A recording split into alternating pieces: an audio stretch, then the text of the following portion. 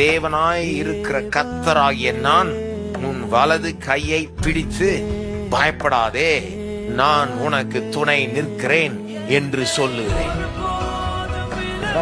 வாக்கு உன் வலது கை பிடிச்சு சொல்றேன் கேளு, நீ பயப்படாதே, நான் உனக்கு துணை நிற்கிறேன். யார் வந்தா பாத்துக்கலாம், என்ன ஆயிட போகுது? யாரா இருக்கட்டும், எந்த தேசமா இருக்கட்டும், எந்த அந்நிய ஜனமா இருக்கட்டும், எந்த எதிரியா இருக்கட்டும், எந்த பிசாசா இருக்கட்டும், எந்த சூழ்நிலையா இருக்கும், நான் சொல்றேன்ல, வலது கையை பிடிச்சு சொல்றேன், நீ பயப்படாத, நான் துணை நிற்கிறேன்.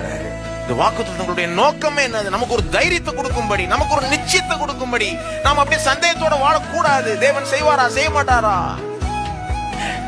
எனக்கு நல்லா போமா, எதிர்காலம் நல்லா இருக்குமா இல்லையான்ற சந்தேகம் நமக்கு இருக்க கூடாது. நமக்கு ஒரு நிச்சயம் இருக்கணும், நமக்கு தைரியம் இருக்கணும், ஒரு சமாதானம் இருக்கணும்.